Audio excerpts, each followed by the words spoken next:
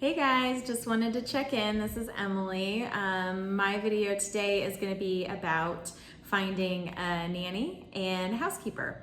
So before we moved to Mexico, we actually joined a Facebook group for bucerias so that we could ask questions about banking and nannies and where to live and just kind of about the area. And that was incredibly helpful. So I posted on there and asked about the nanny situation and saw if anybody was interested. And luckily, quite a few ladies messaged me and were interested in helping me out. Garrett and I both work from home, so we are really comfortable having somebody that we can get to know and they can just spend time with us and the kids. And that has worked out really well. We just had our first full week with our new nanny, and Garrett and I had sat down. We really talked about, do we want full Spanish? Do we want bilingual? And in the end, we really talked about why we came here. And the biggest reason we did come here is to learn Spanish. So the more and more we talked about it, the more we decided to go with a full Spanish-speaking nanny only. We knew that that was going to be the majority of our time spent in a day, and so we knew that it would force us to speak a lot more Spanish on a daily basis. And so far, very, very true. The first week was incredibly challenging. I'm really glad we did it, and so is Garrett. He'll tell you. But it was a really good decision because we really did. We were forced to speak the language. It was a tough week just because the kids going through their big transition of moving here and being forced to speak a different language and interact, they were incredibly tired. They acted a little bit different than they normally do, and they needed a lot of extra sleep. We had the full week with the nanny and it got better and better every day. However, Kevin slept, I think, 13 hours on Saturday night, and I swear all day Saturday I was talking to Garrett about all the bags under my kids' eyes. They were so tired.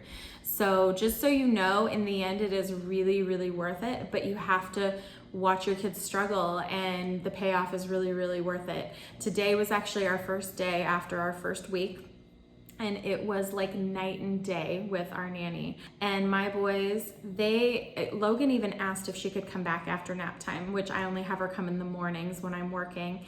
And last week that was not the case. He was so tired by the time it was time for her to go. He was like, bye, adios. And so it was really sweet to see that change, and also to see the big change in Kevin. I think he struggled harder because the language is just still so new to him, and English is still so new. He's only 2. So he had just a complete 180. He was bringing her Spanish books and he was singing in Spanish.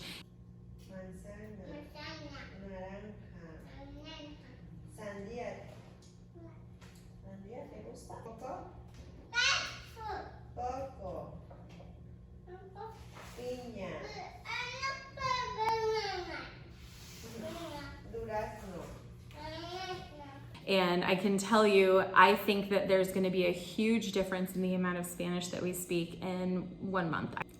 Great decision to go with Spanish-speaking nanny. So the other thing that I wanted to bring up was the cost. So we are obviously new to Mexico, and researching that is a little bit difficult. So I really did just have to ask the girls that I was chatting to online what they would charge.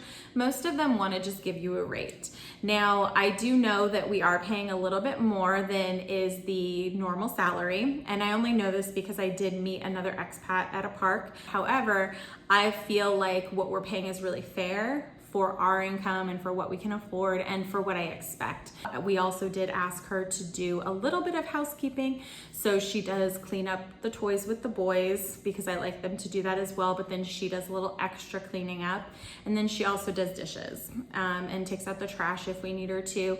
We don't have a dishwasher here, and with 4 people in the family, you can imagine we're going through a lot of dishes.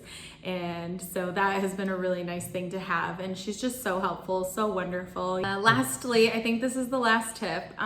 Definitely get Google Translate on your home screen of your phone, and they have a handy little feature where you download the Spanish catalog so that even if you lose service or you're out of range, you still can use Google Translate at all times. One more thing. Sorry for all the extra tips. What we did after the first week here is we actually took 2 of the songs that our kids sing the most, and we found them in Spanish. So we chose to focus on just 2 at a time. One is Wheels on the Bus and the other is Twinkle Twinkle Little Star. And so our boys have been practicing those, and today they were even singing both of those songs with our nanny. If you liked our video, hit the bell and subscribe, and feel free to follow us on Instagram at Suburban Family Moves to Mexico, and we'd love to answer any questions that you have, so feel free to drop a comment or send us a note, and we'll get a video on about any topics that you might be interested in, or if you have any specific questions.